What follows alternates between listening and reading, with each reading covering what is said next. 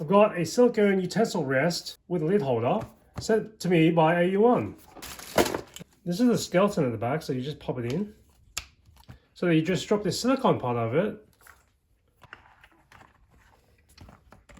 push it into the, so this will give it the structure, able to hold things up. And then you can just rest things on it. This part is a lid holder. Let's try it out. I've got a rice cooker lid over here and just prop it up.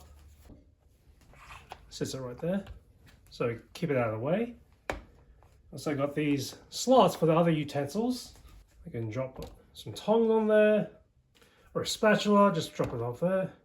Or maybe a large spoon like this, and you just drop it over here. So there's a bit of a lip you'll see here. That means when you drop your utensils on, if they drip, they'll just stay within this tray. And it's silicone, so it won't just slide all over the place. Handy. So this is the small lid. Let's try changing it out for this larger lid. That can hold a larger lid.